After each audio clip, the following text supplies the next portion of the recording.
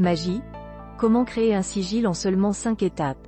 Les sigils, dont le nom vient du latin sigillum signifiant sceau ou signature, sont des emblèmes représentant une intention.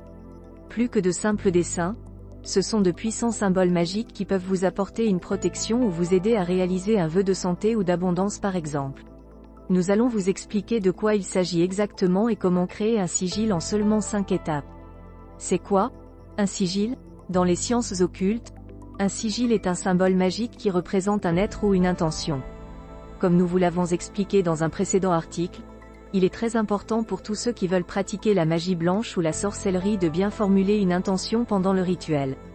Parce qu'ils offrent un support visuel concret, les sigils peuvent vous aider à vous concentrer sur votre intention pour mieux attirer l'abondance, la protection ou la chance.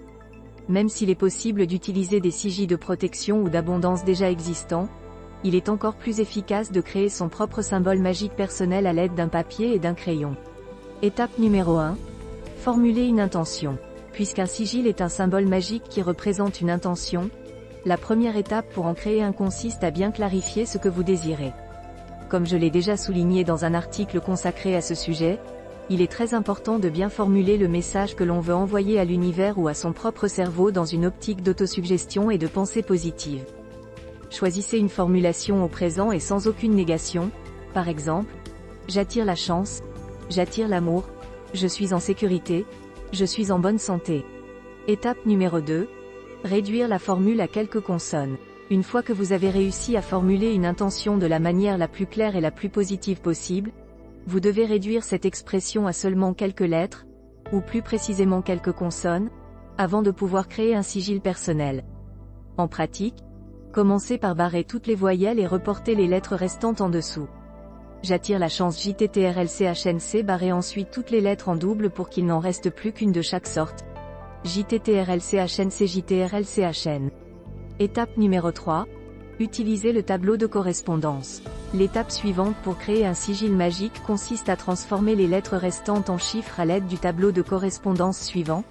1, 2, 3, 4, 5, 6, 7, 8, 9 ABCDEFGHIJKLMNOPQRSTUVWXYZ. Notez le chiffre correspondant à chaque lettre en dessous de la lettre. JTRLCHN1293385. Étape numéro 4. Utilisez le cercle des chiffres. Dessinez ensuite un cercle en y plaçant les chiffres de 1 à 9 dans le sens des aiguilles d'une montre. Le 1 se place tout en haut et le 5 en bas, le 3 à droite et le 8 à gauche. Dessinez un point devant chaque chiffre.